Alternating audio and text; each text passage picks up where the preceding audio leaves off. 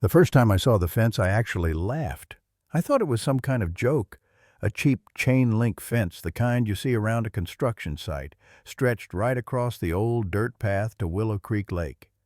My dad took me fishing on that lake. I taught my boy to skip stones on that lake.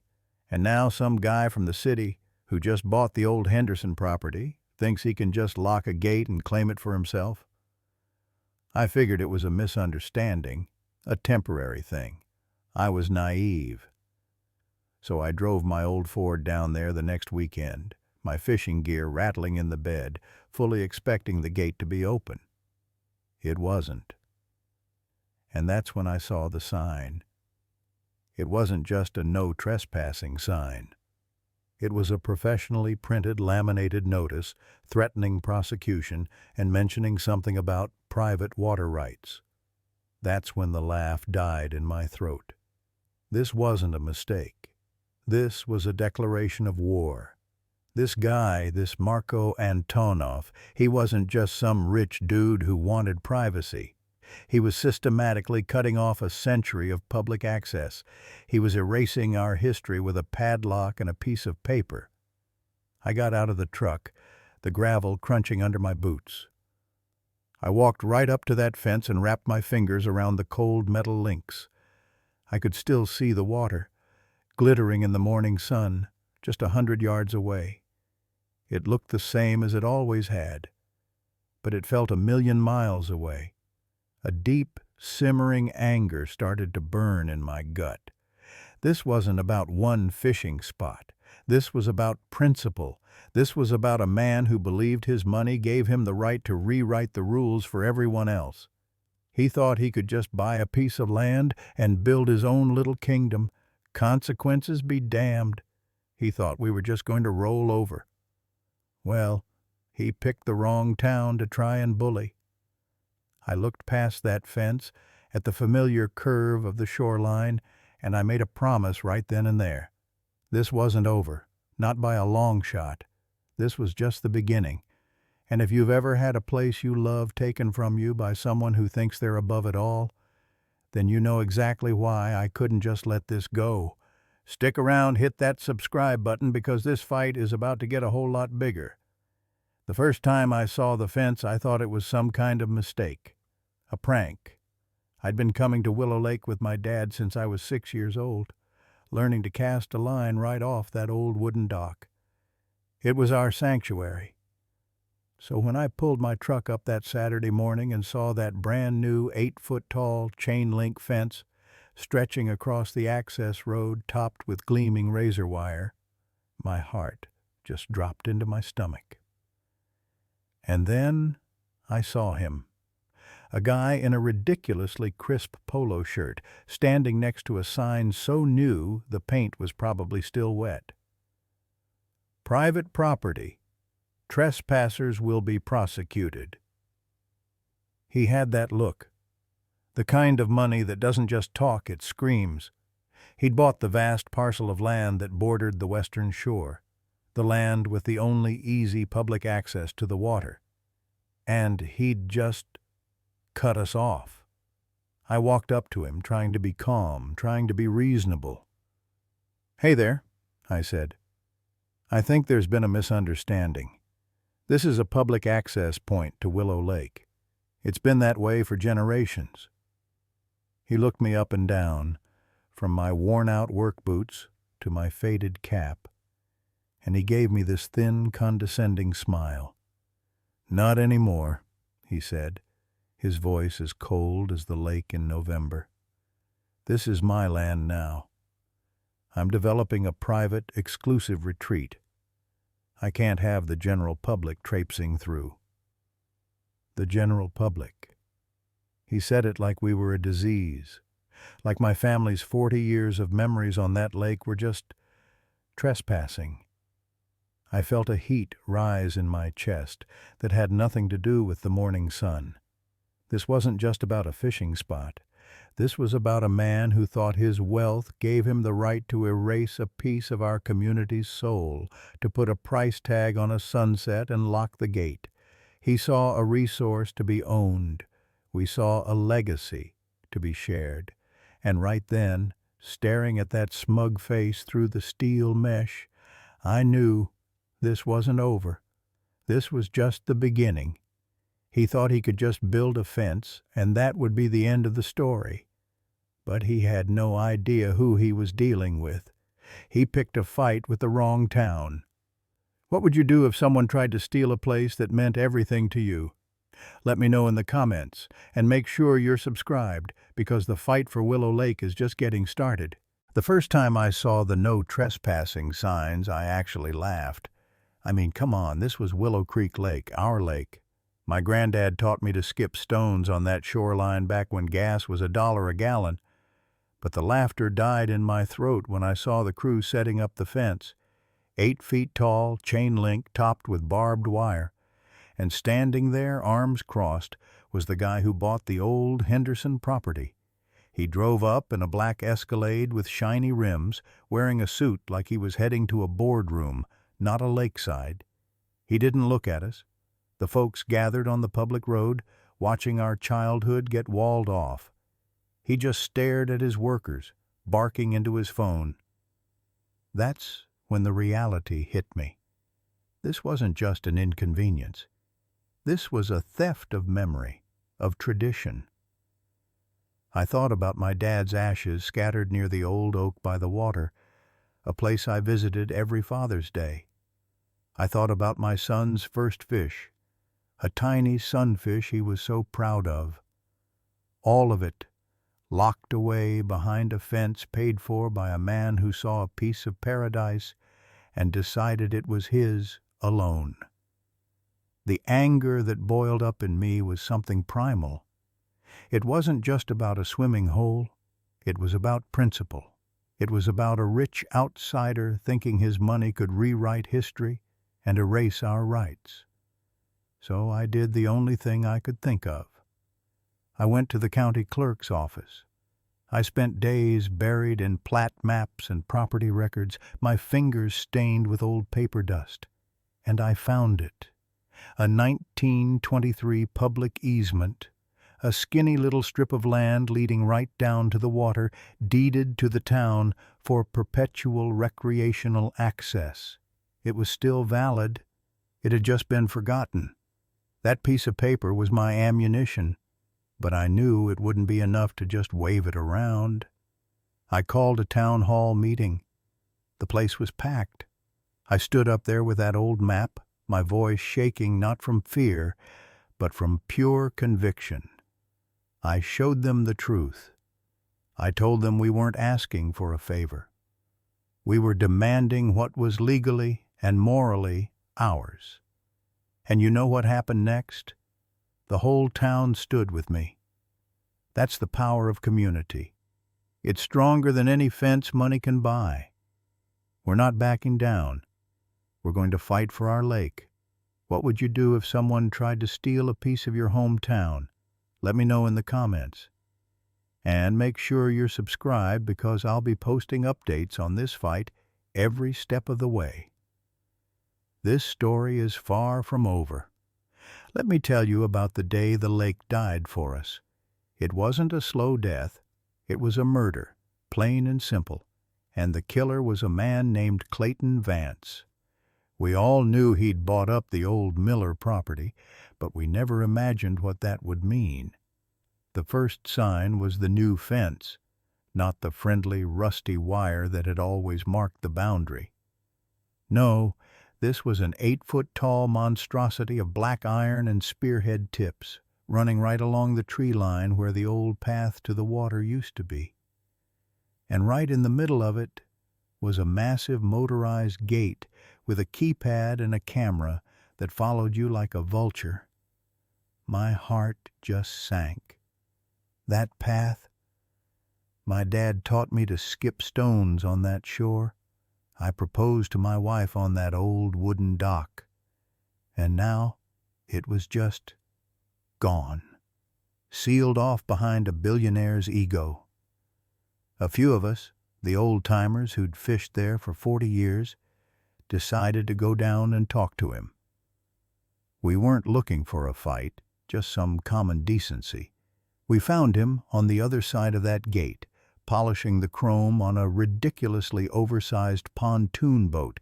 He didn't even look up at first. When he finally did, he had this cold, dismissive smile. "Private property, gentlemen," he said, his voice as smooth and empty as the lake on a windless day. I tried to reason with him. "Clayton, this lake, it's a part of this town. Our families have been coming here for generations." He just shrugged, like he was swatting away a fly. "Your nostalgia isn't my liability," he told me. "I bought the land, and the water access is mine.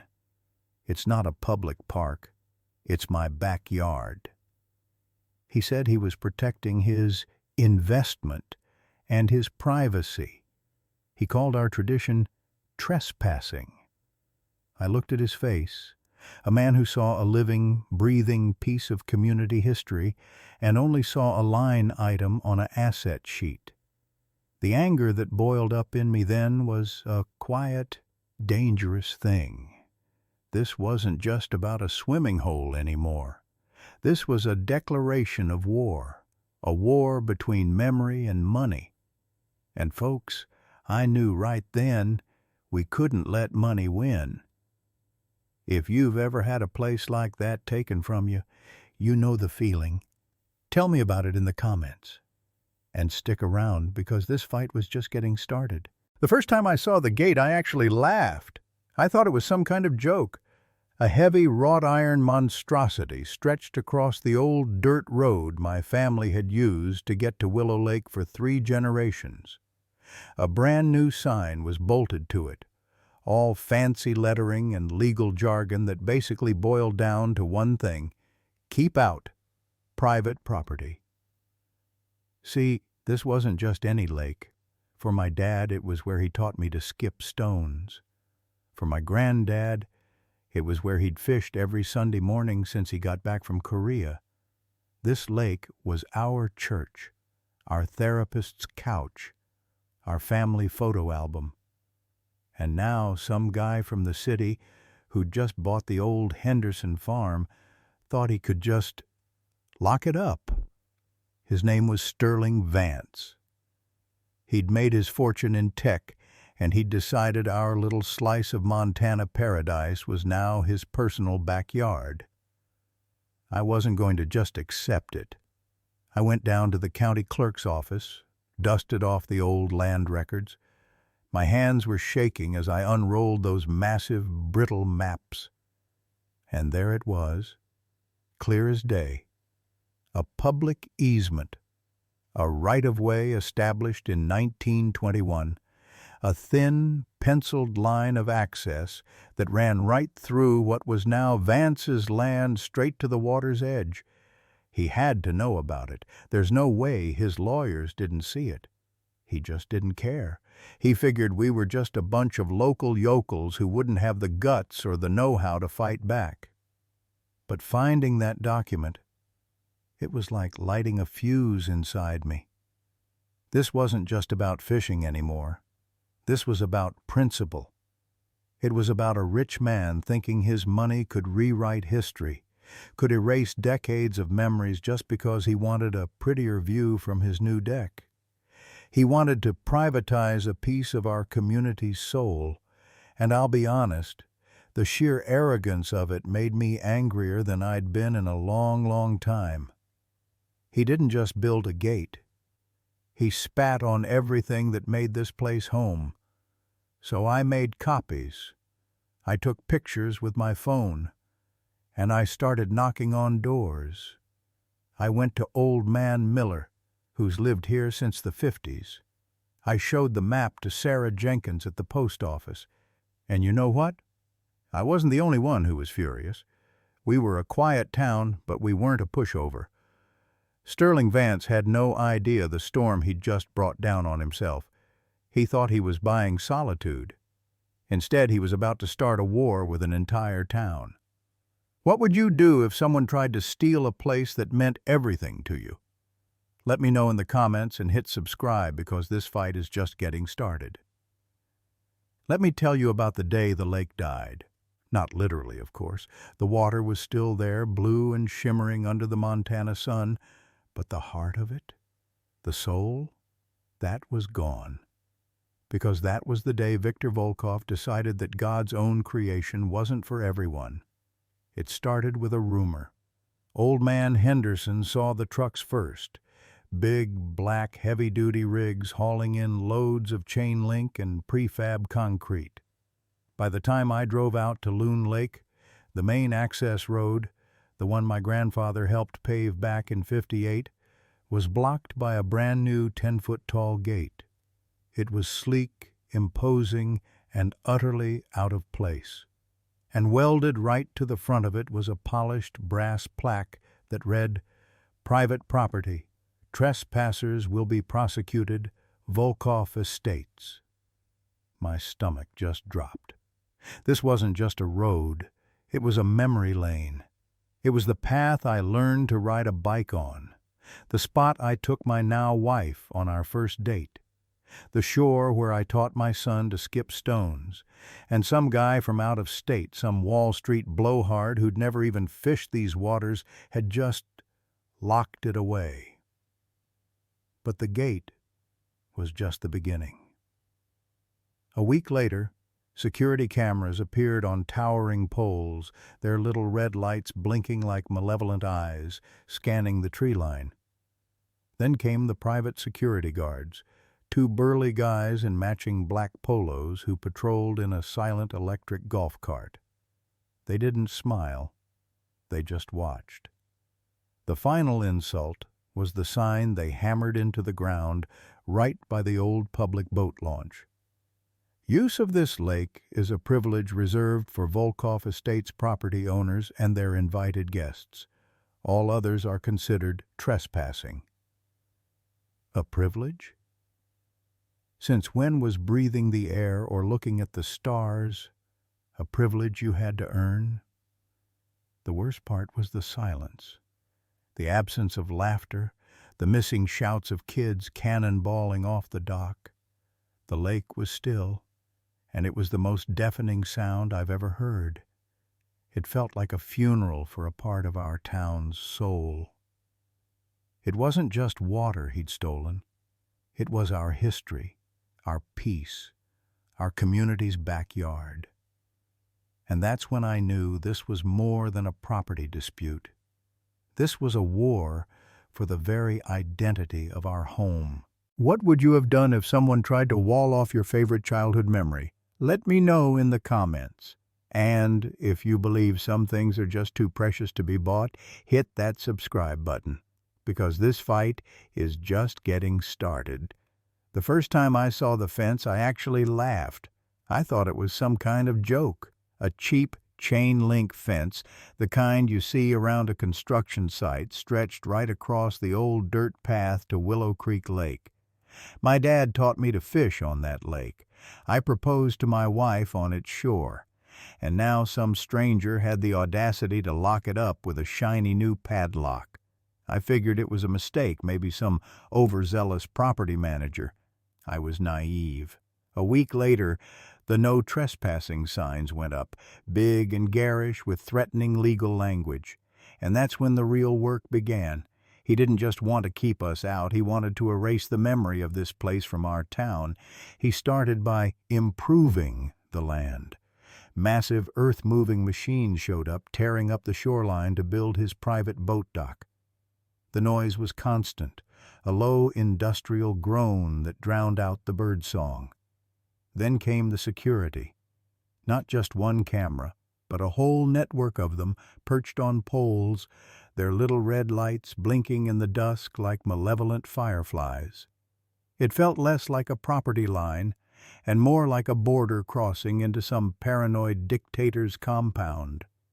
He even hired a private security guard, a guy named Dave who looked bored out of his mind but still had to sternly tell old Mr. Henderson he couldn't walk his dog on a path he'd used for 40 years.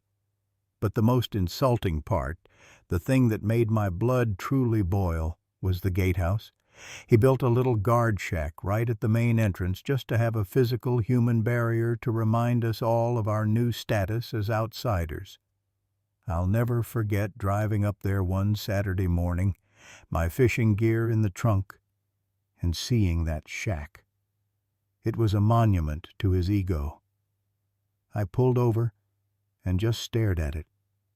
This wasn't about privacy or security. This was about power. It was a message carved into the landscape. What was once yours is now mine, and I have the wealth to make it stick. That was the moment my frustration hardened into something else, something cold and determined. He thought his money and his fences made him untouchable. He was about to learn that he'd just fenced in the wrong town. What would you have done if someone tried to steal a piece of your hometown? Let me know in the comments, and make sure you're subscribed, because the fight for Willow Creek Lake is just getting started. It started with a simple chain across the old dirt road. Just a rusty thing, really, the kind you'd see on a forgotten farm gate. But this wasn't a farm. This was the only road to Miller's Lake, the place my dad taught me to fish, the place I'd scattered my own father's ashes. I figured it was a mistake, maybe the county doing some maintenance. So I got out of my truck, unhooked the chain, and drove on through. I didn't think much of it. But a week later, it was back. Only this time, it wasn't just a chain. It was a brand new, heavy-duty steel gate, bolted into concrete posts. And next to it, a pristine sign, black and white, with stark, official-looking letters. Private property. Trespassers will be prosecuted. Sterling Properties. Sterling Properties. I'd seen the name on billboards all over the county. The guy behind it was a developer from out of state, a man named Clayton Vance. He'd made a fortune buying up cheap land and turning it into soulless subdivisions with names like Whispering Pines Estates. He was the kind of guy who wore a suit to a barbecue, all slick-back hair and a smile that didn't reach his eyes. And he'd somehow managed to buy the 50 acres of woods that contained the only public access to the lake. He didn't buy the lake itself, mind you, just the land you needed to cross to get to it. It was a landlock, a legal stranglehold. The audacity of it took my breath away.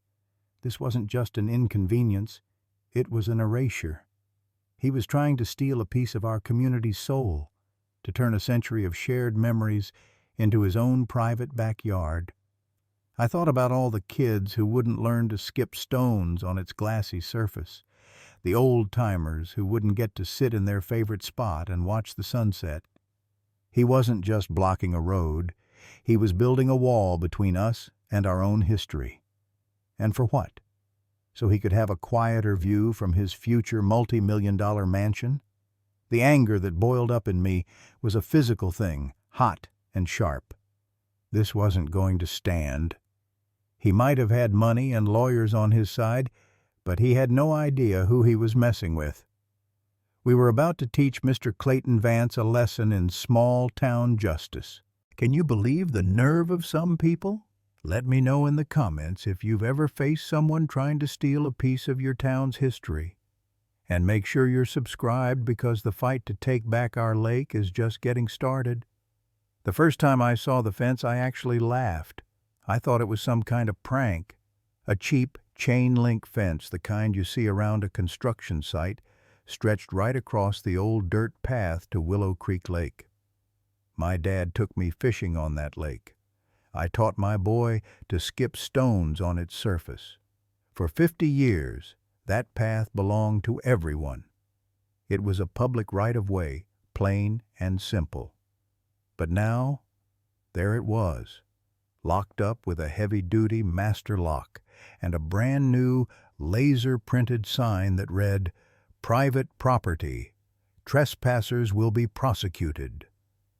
The audacity of it just stunned me. This wasn't just an inconvenience. It felt like a personal violation.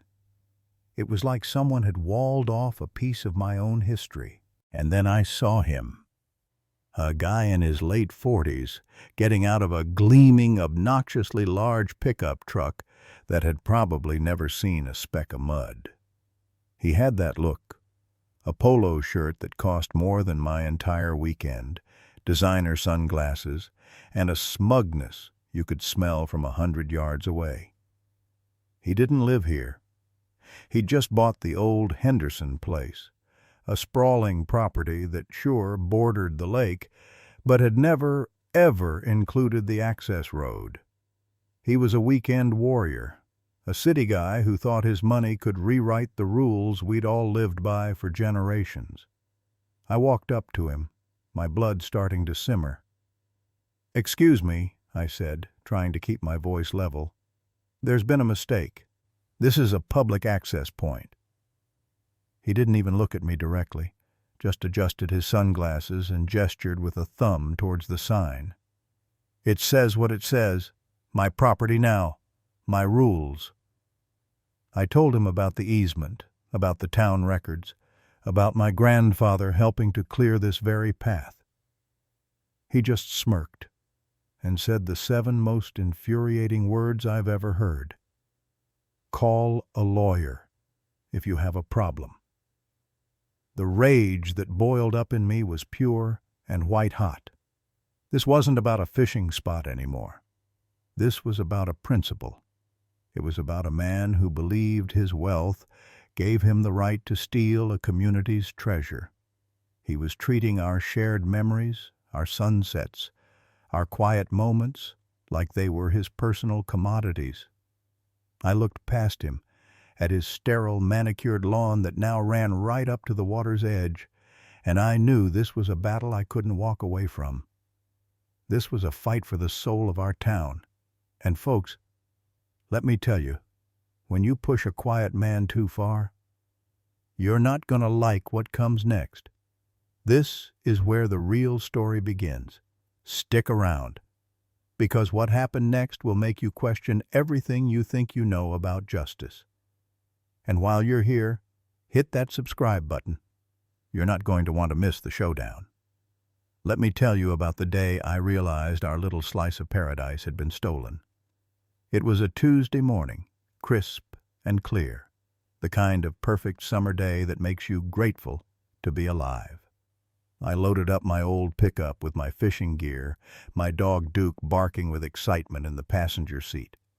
We were headed to Crystal Lake, the same place my dad took me fishing every weekend when I was a kid, the same place I'd taught my own son to cast a line. It was more than a lake. It was a part of our family's story, a piece of our town's soul. But when I turned down that familiar dirt road, my heart just dropped. There it was, right where the old oak tree stands, a brand-new heavy-duty steel gate, chained and padlocked, and bolted to it, a stark, professional sign, "Private property. No trespassing. Violators will be prosecuted." I got out of the truck, my boots crunching on the gravel, just staring in disbelief. For 50 years, this road belonged to everyone. It was public land, maintained by our county taxes. How could it just not be anymore? That's when I saw him. A guy in a ridiculously white polo shirt and designer sunglasses, leaning against a gleaming black Escalade that probably cost more than my house. He had that look, not just wealth, but a cold, impatient kind of wealth. He didn't even wait for me to speak. "Road's closed, friend," he said, his voice slick and condescending. "This is all private land now. My land." I tried to reason with him, my voice tight. I told him about the public easement, about the generations of families who used this lake. He just smirked and pointed a thumb over his shoulder. I followed his gesture, and my blood ran cold. Further down the road, partially hidden by the pines, was a crew of construction workers. They were already setting up the frames for a massive, ornate gatehouse. This wasn't just a locked gate. This was a fortress he was building to keep us out for good. The anger that hit me then was a physical thing, a hot wave that made my hands tremble. This wasn't about one rich guy buying a pretty view. This was an act of pure, unadulterated arrogance. He wasn't just claiming land, he was erasing our history, our memories, our right to a place that made this town a home. He looked at our community treasure and saw nothing but his own private playground. I drove home that day with a hollow feeling in my gut, Duke whining softly beside me. But that hollow feeling soon hardened into a resolve I haven't felt in years. This isn't over, not by a long shot. He might have his money and his lawyers, but he has no idea what he's just started. A town's memory is long, and its will to protect what's ours is even longer. Folks, have you ever had a place you loved taken from you? Tell me in the comments. And subscribe, because you're going to want to see what happens next. The first time I saw the fence, I actually laughed. I thought it was some kind of joke. A cheap chain-link fence, the kind you see around a construction site, stretched right across the old dirt path to Willow Creek Lake. My dad took me fishing on that lake. I taught my boy to skip stones on its surface. And now some guy from out of town thinks he can just lock it up and throw away the key? I drove my old Ford right up to it, the gravel crunching under my tires.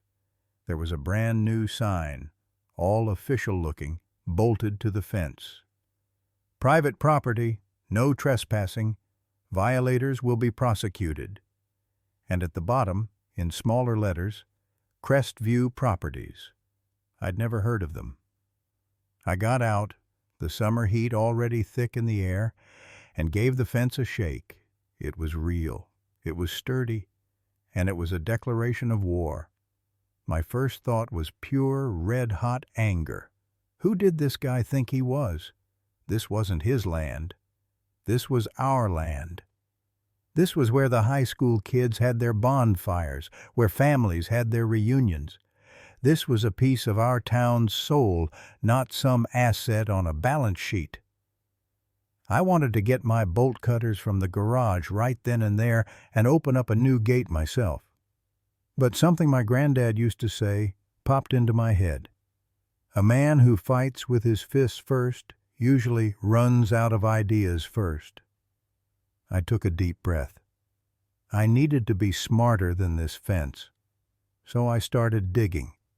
I went down to the county clerk's office, spending hours in that dusty basement, tracing the property lines on old yellowed maps. And that's when I found it.